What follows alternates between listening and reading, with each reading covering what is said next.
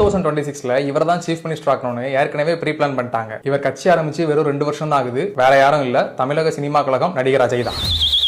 Whistle சின்னம் இவர் கேட்டு வாங்கியிருக்காரு அப்படின்னு நம்ம நினைச்சிட்டு இருக்கோம். அது கிடையாது. இவருக்கு விசில் சின்னம் தான் கொடுக்கணும் அப்படிங்கறத கார்ப்பரேட் கம்யூனிட்டிகள் ஏற்கனவே முடிவு பண்ணிட்டாங்க. அதுக்காக தான் கோட் படத்துல விசில் போடு அப்படின்னு ஒரு பாட்டே எக்ஸ்க்ளூசிவா இருக்கும். முக்கியமா அந்த பாட்டை இவர் தான் பாடியிருப்பாரு. இன்னொரு படத்தோட டைட்டிலே பாத்தீங்கன்னா பிகில். பிகில்னா சென்னை ஸ்லாங்ல விசில் தான் அர்த்தம். அப்ப இதெல்லாம் எதுக்காக ஃபர்ஸ்டே பண்றாங்க அப்படின்னா, ஃபியூச்சர்ல இவரை கட்சி ஆரம்பிக்க வச்சு இவரை எலெக்ஷன்ல நிப்பாட்டணும், இவருக்கு விசில் சின்னம் கொடுக்கணும் அப்படிங்கிறது வந்து கார்ப்பரேட் கம்யூனிட்டிகளோட பிளான். அப்ப புரியல, இப்ப புரியுது. சோ ஃபர்ஸ்டே படங்கள் மூலமா சாஃப்ட் லான்ச் பண்ணாதான் அந்த விசில் சின்னம் வந்து எல்லார் மைண்ட்லயும் போய் சாஃப்டா உட்காரும். பர்டிகுலரா ஏன் விசில் சின்னத்தை செலக்ட் பண்ணணும்? அதுக்கு ஒரு ரீசன் இருக்கு. சினிமானாலே விசில் தான். தியேட்டர்ல எந்த ஒரு சீன், மாஸ் சீன், நல்ல சீன் வந்தாலுமே ரசிகர்கள் வந்து விசில் அடிச்சு தான் கொண்டாடுவாங்க. இவர் சினிமா அப்படிங்கிற வெறும் ஒரே ஒரு பிம்பத்தை மட்டும் வச்சு அரசியல் வர்றதுனால மக்கள் கூட கனெக்ட் ஆகிறதுக்கு இந்த விசில் வந்து ஒரு ஈஸியஸ்ட் வேயா இருக்கும். இதுதான் இந்த கார்ப்பரேட் கம்யூனிட்டிகளோட மெயின் ட்ரிக்கே. அதாவது ஃபியூச்சர்ல என்னென்னலாம் இவங்க எக்ஸிக்யூட் பண்ண போறாங்களோ அதுக்கு பாஸ்ட்லயே நிறைய ஹிண்ட் கொடுத்துக்கிட்டே வருவாங்க இந்த மாதிரி மூவிஸ்ல. So nothing is accidental. Everything is pre-planned and well executed.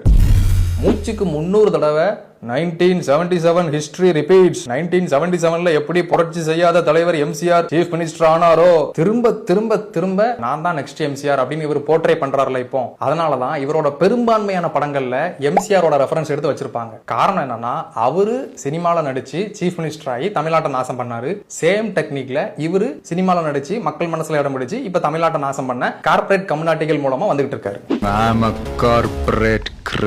இவர் கார்ப்பரேட் கம்யூனிட்டியோட சப்போர்ட்ல தான் இயங்கிட்டு இருக்காரு அப்படிங்கிறதுக்கு ஒரு பெர்ஃபெக்ட் எக்ஸாம்பிள் பாத்தீங்கன்னா மீடியா. இன்னைக்கு இவரோட கட்சியான தமிழக சினிமா கழகத்துக்கு மீடியா சப்போர்ட் 100% இருக்கு. எல்லா நியூஸ் பேப்பர்ஸ்லயும் பொலிட்டிக்கல் பேஜ் இருக்குல்ல, அதுல இவரோட கட்சி செய்தி இல்லாம பேப்பர்ஸே இருக்காது. நீங்க நல்லா நோட் பண்ணி பாருங்க. News channels, YouTube channels, Instagram pages, influencers, paid attack அப்படின்னு எல்லா சைடுமே இவரோட கட்சிக்கு சப்போர்ட் இருக்கு. இவர் ஒரு மீட்டிங்ல பேச போறாருன்னா இவர் பாத்ரூம்ல பல்லு விளக்குறதுல இருந்து அந்த மீட்டிங்கை முடிச்சுட்டு வீட்டுக்கு போற வரைக்கும் அந்த கேட் வரைக்குமே இந்த மீடியாவோட கவரேஜ் இருந்துகிட்டே இருக்கு. இந்த கார்ப்பரேட் கம்யூனிட்டிகளோட நாசகார திட்டங்களை ஒருத்தர் செயல்படுத்த வருவார்ல, அவங்களுக்கு தான் இவ்வளவு வரவேற்பு கொடுப்பாங்க மீடியால. அதுதான் இவருக்கு கொடுத்துட்டு இருக்காங்க. மீடியாவோட சப்போர்ட் எந்த கட்சிகளுக்கு எல்லாம் இருக்கோ அந்த கட்சிகள் எல்லாமே கார்ப்பரேட் கம்யூனிட்டிகளோட கைக்கூலிகள். அவன் ஒரு கார்ப்பரேட் மான்ஸ்டர். கார்ப்பரேட் கம்யூனிட்டிகள் தங்களோட அஜெண்டாக்கு ஃபேவரா இருக்கிற நடிகர்களை மட்டும் தான் வளர்த்து விடுவாங்க.